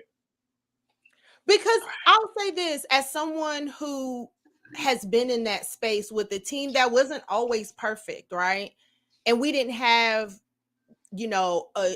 I love Eli. Eli Manning's the first ballot Hall of Famer. Whether people like it or not, we can debate that on another show. But one thing that I will say, so my senior year was when Eli got his first one, and then I was in grad school for the second. Yeah. And one thing I will say, 2011. Yes, 11 for the second and 08 for the first. Yeah. One thing I will say when you're in that space, and hence why I always, I don't, it's hard for me to wrap my mind around it sometimes of how Dallas is, which is when you're in playoff mode, whether your team is the number 1 and number 2 seed or got their division, or if they're wild card, it is any given Sunday, anything can happen, but it's like, look, let's just do it one game at a time. But when you do get to that NFC Championship game, like you're in that, you're watching that game and your team is there and you're excited. There's a moment in that game where your butt is tight the entire time. Like your butt is tight, your stomach is clenched, you don't feel good. Like I held the Super Bowl party for the second one, and the first thing I thought of, I was like, what do I do if we lose? How do I not lose friends right now? Because everybody's at the house. Like, don't punch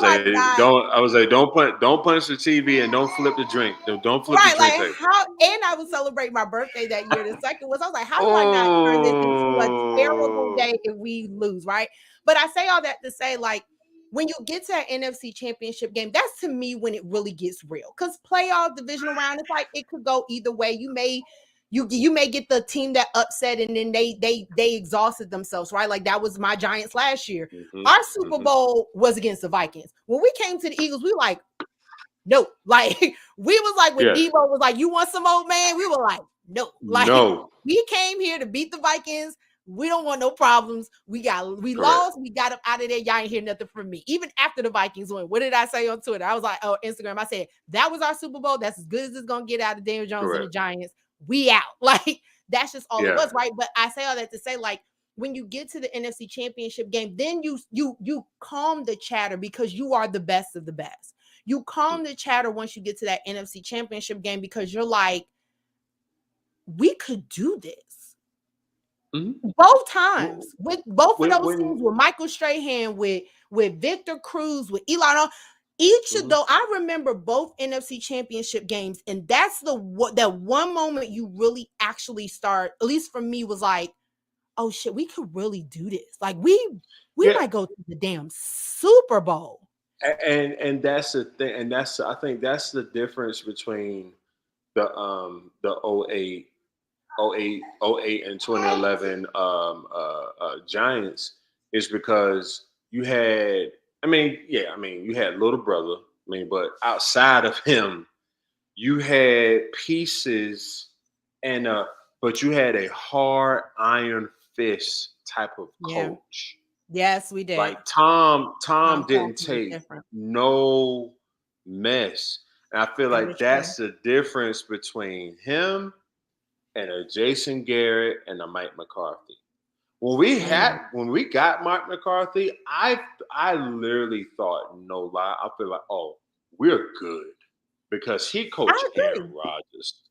I figured like, okay, he's not gonna be, and I was shocked. I was like, well, he's not a yes man, but Right. let I me just thought see the how same this. thing. Let me see how this just pans out. And apparently he must have told Mike. Mike must be getting some a Cash App notification to shut the hell up or something like that. But or to kind of like tone himself down. But I just that's the difference. And I feel like going back to what I said earlier, I feel like Mike Tomlin will be that coach with that iron fist, but he's not going to curse you. He's not going. He's going to talk to you, black man to black man, first and foremost. Yeah. Or man to man, first and foremost. But what he's not going to do, he's not going to embarrass you. But what he is going to do, he's going to make sure that you come correct every single Thursday, Sunday, and Monday. And also every another day. thing with Mike Tomlin, you have to also remember is like he's coming from a historic franchise. And I think that's one thing sometimes when Dallas talks, and I'll be like, listen to a Giants fan, listen to a Steelers fan, listen to a San Fran fan. Like, it is different when you're a fan of the Houston Texans, right? A babe, if you will, in the NFL, or the Jaguars, a babe in the NFL, or the Carolina Panthers, right? Like a babe of the NFL compared to we're gonna be celebrating 100 years in 2 years. My Giants gonna be celebrating 100. You know what I'm saying? Like, you're talking about the staple historic franchises. I do think there is, when you talk about that excellence, there's an expectation of excellence, right? Like our franchises, we don't deal with no BS. Players got to be on the up and up. It's like working at Disney. Like, there's a code of conduct when you wear a Steelers jersey. There's a code of conduct and an expectations when you got on the Giants jersey. There's a code and a conduct expected if you are San Fran or if you're Dallas. Like, you know what I'm saying? Those historic franchises, there's expectations. Justin Herbert will never understand the expectations as an LA Charger that somebody in Green, that Jordan Love in Green Bay is going to expect. These are historic franchises. So yes, historic franchises. These are expectations, but I think that's where, again, I do agree where a Tomlin in Dallas would make sense because he's a part of a coaching history that no other franchise can match. So I do agree it might be a fix, but I think on the fandom side, just to get back to that, I think, and we can end on this last part, which is, where do you see Dallas going from here? And even in your fandom, how do you set yourself up? Because I think after this year, like any Dallas fan who's week 2 Thomas and we going to Super Bowl, I'm gonna mute you. I'm gonna mute you, and I might even unfriend you. Like, I can't deal with that pattern no more. But what do you see? What do you foresee, or what would you like to see for Dallas as we're closing out the season? So first and foremost, I feel as if that we got the 21st, we got the 24th pick in the draft. We have to pick up the best offensive lineman that we can get. Okay. I think we let Tony Pollard walk. We let several players that we love, that we that we loved, we let them walk. I think we go to Dak and we tell Dak, hey, we need to restructure your contract to where Absolutely. it could spread out. We're not going to Yeah. give you more money, but we're going to spread out your money. Yeah. That's number. You have That's that. People talking about Mike McCarthy. I said, y'all better be talking about Dak's contract. That should be what correct. you. I feel as if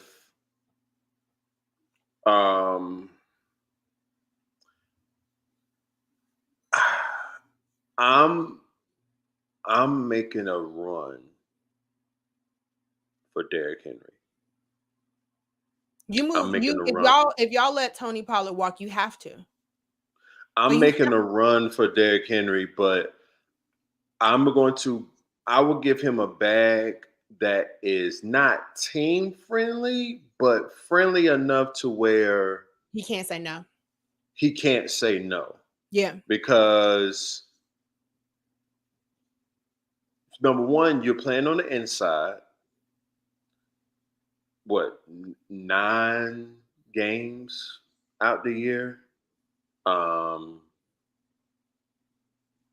we play Atlanta this year. We play the Saints this year. We play the South. That's and 11. So we play the South. So we play what, 11, I would say 11, 13 games you play in the inside. Yeah. With Derrick Henry, along with a decent offensive line that will take the relief off of Dak, I would go heavy as hell in the free agency. Yes. Along with Derrick, but I will get a show. No, I'm getting if I can get, and this is just a wish list. If I can get Derrick Henry, I'm on some Amazon shit. If I can get Derrick Henry and Mike Evans, I'm good. If I can get Derrick Henry and Mike Evans. Look, according to how the Bucks doing this run, even though I think they got their one win, I think that'll be it for them. Yeah. Mike Evans might retire. I don't know. He might. But you know what? You know, and this is also wishful thinking, and I'm surprised he kind of went. This man went into like the Homer Simpson and the Bushes type of career, but he still have a great career, and that's Khalil Mack. Yeah. If the Chargers release Khalil Mack, if I can get a Khalil Mack to go alongside of Micah, and y'all need a new defensive coordinator. There's no question. If Mike McCarthy y'all need a new defensive coordinator though. It would be the equivalent. It would be the equivalent of the Marcus Ware going to Denver. And I will switch up. Just for that, I would change the defense to a 34. Yeah. Because you the have defense two edge absolutely rushers. Needs overhaul. Because my thing is, I don't think two edge rushers coming down. Yeah, I don't think Mike McCarthy, unless you can get a legitimate upgrade, you can't really let go of Mike McCarthy because he's giving y'all 3 back-to-back, like 3 consecutive 12-win seasons. So you can't. I don't have no problem with that. The full problem. I do think Dan Quinn on that defense, I would get a new DC and again maybe get a younger offensive coordinator and then reset. Like you said, there's some resets, that can be done. But I think the first order of business, everybody been talking about Mike McCarthy head all week, the past 2 days, and I'm like, Dak's contract is going to. It don't matter what kind of coaching Mike McCarthy. It don't matter what coach you bring in. It's about them boys on the field. And if you can't get better or continue to do these a team-friendly deal, and again, Dak, you ain't hurt for money, my dude. You're not hurt for money at all. Bro, but you got the Jordan brand. Yeah, you got the Jordan brand. He got money on. He out here sleeping for work. Yeah, you got the sleep. You got the sleep. Yeah, you got the sleep number bed. I mean, you have. And don't get me wrong, get your money. Right. Get your money. But y'all have to. I think one thing that has to also happen is regardless of whether you extend Dak or not, Dak is 30. And he's no Tom Brady, and I think Tom Brady is the exception instead of the rule. And so I think when you look at Dak, I think you have to look at his deal, but you also got to look at what is the future. What is the exit plan? Because just like y'all had to move off Romo, you're going to have to move off Dak at some point in time. And so with Jerry continuing to be the GM, he can try to ride out in the sunset with Dak. But again, you've seen what he's gonna get you. You have, and yeah, you you have got to to, come up with a succession plan. you have to, because at the end of the day, you know, you have, unless you have Mike Tomlin on speed dial, and for Mike Tomlin to say yes, I would come to Dallas, you have to keep. Unfortunately, you have to keep Mike McCarthy. Unless you have, and even though I know you don't like it, I may like it, but not love it. Even if you have a pending contract with Bill Belichick, and for him to say yes, I will come to Dallas, you keep Mike McCarthy. Unfortunately, now one thing I will do, I'm switching up two things. I'm switching up the offense, and I'm switching up the defense. We have too many linemen. Like, we have the linebackers, we don't have the linemen. So we need to switch that 34 defense. We need, if you want Micah to be an edge, let him be an edge. Let him be, like, if you look at TJ Watt is an edge, and it showed. Just let him come off the edge. Just let him, like damn a 43 defense. That's not going to work. But at the same time, because you're making Micah Parsons be an edge rusher. Well, to be honest, I think they use Micah Parsons as a Superman. Like I said, that game when you got my man moving to different positions throughout the game, it's like, are y'all just expecting him to carry the defense? Like, what are y'all? Which is not a problem, but it's not. But it didn't work. That's my thing. Y'all done, but it didn't work. So, like you said, keep him. If this what you want to do, let him do that, and let him do it well. Trying to mix it up and all this other stuff when you're down, like, to me, I think, and you know, I'll say this about Micah, because I have my personal feelings about him, but I think with Micah Parsons, like you said, you have a good thing. I don't think he fumbled the bag this season, but I definitely think he called for 56. Right, like you ain't the dude who can again come in and be like, Jerry, it's time to talk money. You know, it's definitely gonna be respectful. Like, you going in there, Mr. Jones, how you doing? You know, not Mr. Jones, how you doing? The only, in my personal opinion, the only Cowboy right now who can go in there and say, "Hey, Jerry," it's Sedarian. That's the only one. But look, I definitely agree, and again, I think as a fan, you on the fandom side of it, I think when it comes to Dallas moving forward, regardless of the changes that are made and what happens, I think Dallas, with the right DC, the right, you know, again, maybe you bring in an OC or maybe switch up the quarterback coaching play. I think Dallas, fandom wise, if you're stuck, if you guys have Dak moving forward, if Dak is the future, which I'm 90% sure Jerry Jones has already said, if not going to say this week, you can't pay him that bag, because if you do, I will guarantee you, y'all, this will be the best year y'all are going to see with Dak. It's not going to get better, because he's going to tie. When I saw what they were talking about, how much money Dak is going to tie up for Dallas, I'm like, if y'all can get past paying Dak that and paying CD and Micah, y'all ain't gonna have nobody else. Y'all ain't gonna have nobody else. Y'all not that those three are going to be your superstars, and that's as good as it's gonna get. And so Dak has to get a team-friendly deal if he It wants has to to. win, if he wants to reach the pinnacle. But if he decides, look, I'm just trying to get this cash, y'all if that's the case, the question has to then move into, if I'm a Dallas fan, y'all have to start thinking, well, what is the future? Who are we going to start?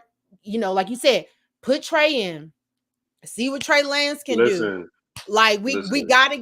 gotta start move. You might have to move Cooper Rush and get Trey Lance in there and think, hey, maybe this is gonna be the future, right? Like y'all will have to get rid of Cooper Rush. You have to move Trey to the 2, and then hope for the best. But I think if Dak ends up being like, fuck it, this is what and he got that no trade clause, which makes it very hard. It makes it worse That's because cool. if you do, to the Vikings, or there's some teams that y'all could have shot Dak to.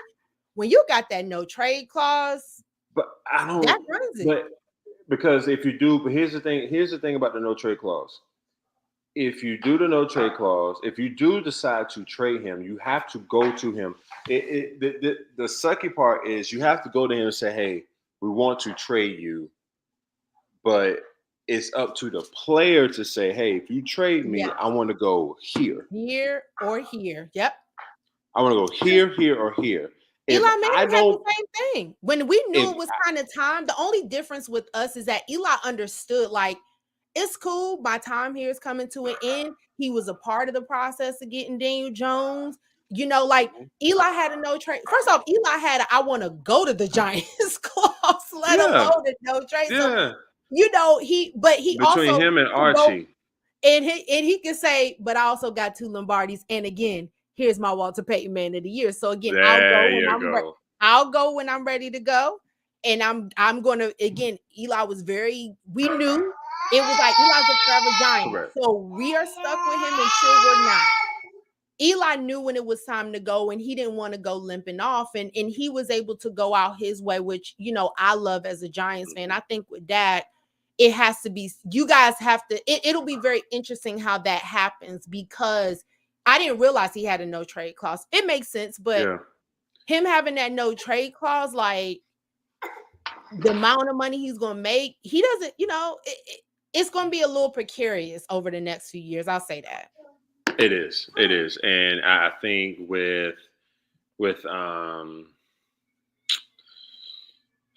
just got to make some right decisions. You have to. It has to be, you have to take the emotional out of it, and it has to be strictly business. And which is why you need a new GM. But yes, because the regular GM can do that. Correct. Jerry, exactly. I think you probably I think people hate him when it comes to this, but Bill Belichick is not going to let you get close to him. He will cut you in a heartbeat. And I feel like that's the same thing with Jimmy Johnson. Jimmy Johnson will cut you. Like, no, you're not playing. Like, this is the standard. These are my rules. This is how we're going to win consistently. And that's it. But look, we're going to close it out. We talked a lot NFC. We talked, Philly. We talked Dallas. We talked, Giants and everything. Got some big matchups coming up. I'll be honest, division round, I think the Texans are great. I think Buffalo been in playoff mode since they lost to Philly. Yes. When they lost to Philly, they have been doing nothing but playoff mode, and Philly has gone down. I think you have Buffalo, who I think this is their best year for this run, because they don't have as much competition as they technically should, right? Like, there were so many good AFC QBs that went out. Now he's looking at it like, look, Kansas City, we beat them and they ain't as good as they are normally. And we know what the big bad Ravens can bring, right? But look, the Texans could upset the Ravens. That'd be the clearest path for Buffalo right now. I personally have Buffalo beating Kansas City. I think if there's any team that's been in playoff mode, and yes, I know it is Patrick Mahomes, and you should never bet against, house money. But But there's a team that's been in playoff mode. And there's expectations of that young man and Josh Allen. And, we talked about it mid-season, why he don't get as much heat as Dak and in the same similar situation.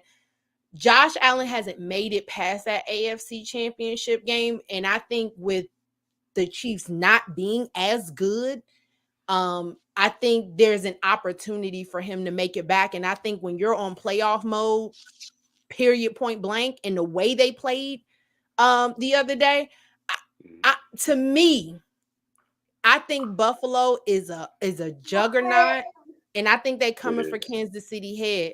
I think they are like, we know exactly what Kansas City's weaknesses are. Yeah. Josh Allen has tightened up. He has been playing. He's not throwing the picks. He's not throwing picks. He's not. Yes. And even when he has hints of that hero ball, they reel his ass in quick. They're like, hey, absolutely. We don't need that. We don't need that. You have pieces. So use them. You ain't doing that. Cut all that. But I would throwing it around there. So I think but I would say But I would say when he that play when he had that read option and he broke that tackle, he ran for 50 yards to the crib. I was like, oh yeah, that's game right there. Josh Allen's on another level. And sometimes I look at Dak, I'm like, damn man, if we had the linemen, and I'm pretty sure it was so crazy, like we low key do, but there's not as physical as the Buffalo linemen. But if we had the linemen that can open up lanes for Dak, even if it's just 10, 15 yards, and go to the crib, I feel like we'll be fine. But I think with Buffalo, I'm not going to bet against Mahomes, but that damn CJ Stroud, man. Who? Listen. That kid is the future. It would not at this point, I think everybody in Vegas is going to be throwing spaghetti on the wall this week because we don't know who's going to win. I personally, and I'm gonna bring up this divisional round picture real quick. Keep going, Houston could very well go to the AFC title game. Absolutely. Like the way it's playing right now, like I'm not even gonna hold you. Just off of pure grit and toughness, the Lions can go to the NFC title game. So let's do that real quick before we get out of here, because that's what we're doing, right? This divisional round. This is winners in the championship game. So I will say this. This is last year I did really good on my picks. I was damn near perfect until the last game.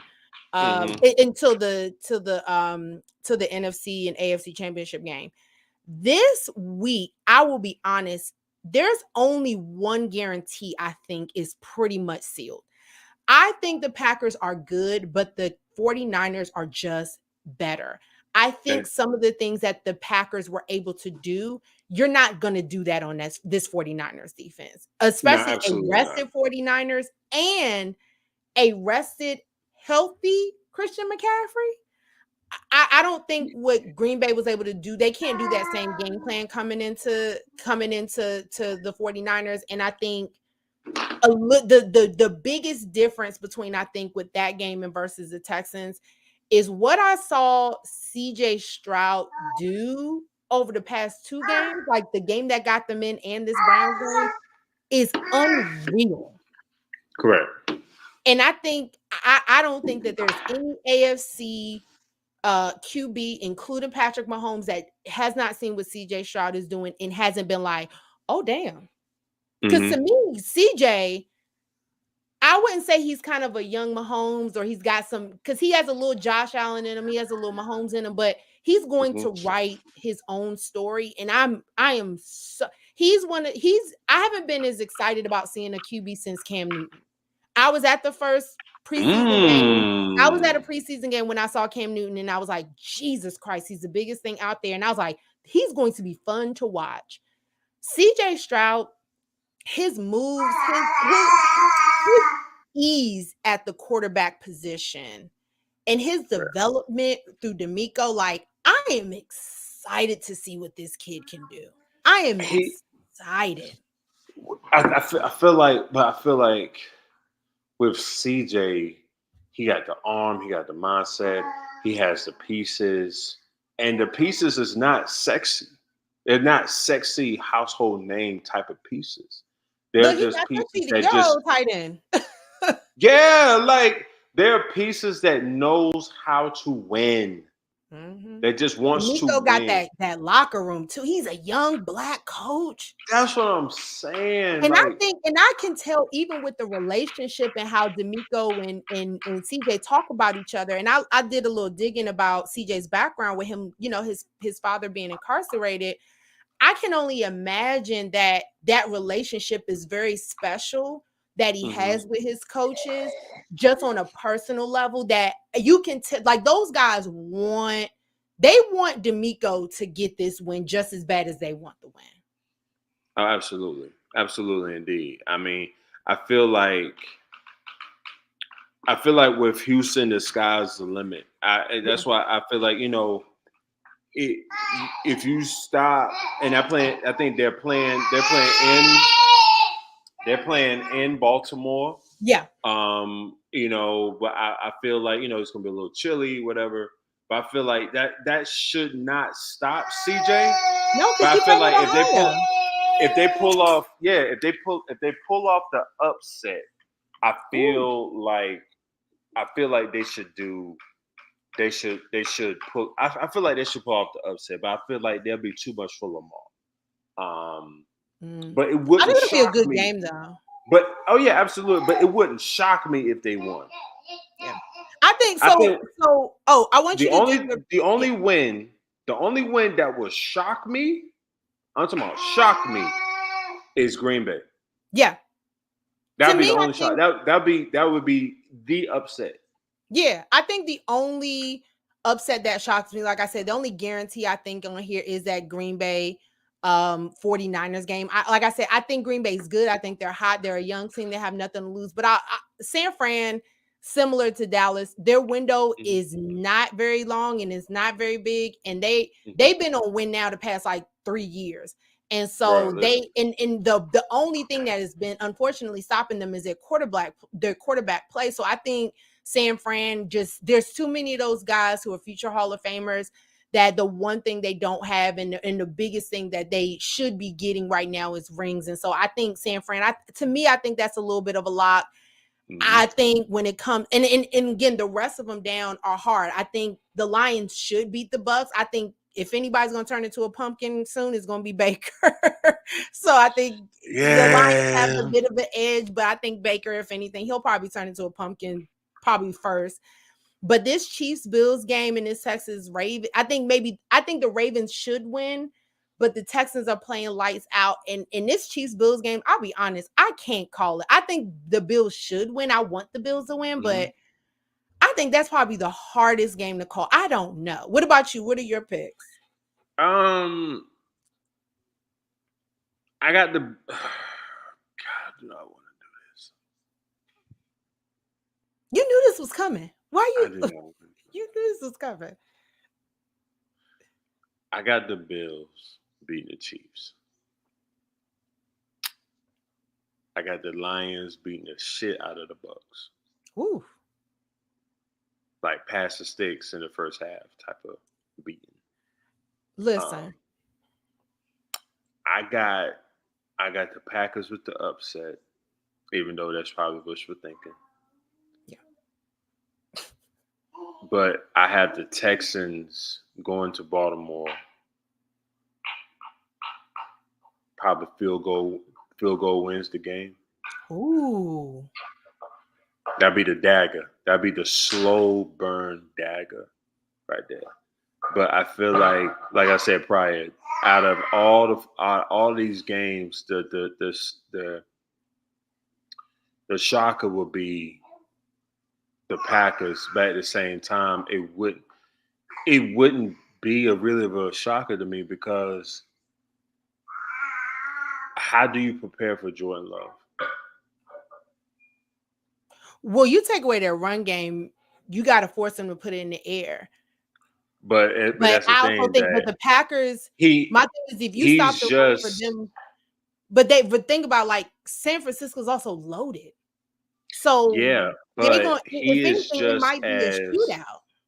Yes, exactly. He is just as a great pocket passer with the sidearm, with the bullet pass, with the lob, with the shovel pass. He is just as good, if not better than CJ, which is better than like I saw a pass, even though they lost. I saw a pass from Matthew Stafford that was so accurate. He threw a sidearm, and it still had a spiral, and only the receiver caught the ball. Yeah, like it was so insane on how he caught that ball. So I got the Packers. I got the Packers with the upset. I got the Bills going to Kansas City and shocking the world. No. Kansas City's going. Remember, Bills have well, yeah. I got the Bills. I got the Bills continuing this started from the bottom tour. I got Detroit winning, and I got the Texans by 3. All right. Look, we'll be here next Tuesday to talk about it. It's gonna be weird for me because I'll be traveling this weekend, so I'll be watching most of these games on my phone.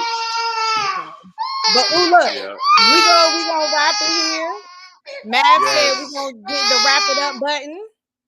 Yes, hit the wrap but it up. Look, we're gonna wrap it up. Look, thank you for joining me on this lovely Tuesday. Absolutely. Look, good conversation. We got some good games this weekend. Like I said, most of them I'll be watching on my phone. Absolutely. But look, we're gonna sign off. Thank you. Any last words? Great, everybody. Jerry, do the right thing. Stop playing. Look, we're gonna end it there. Jerry, do the right thing. Thanks for watching. Exactly. Thanks for listening. Thanks for tuning in to Let's Talk Football with Sha'Niece and Friends. Appreciate it. See y'all later. Bye. Bye-bye.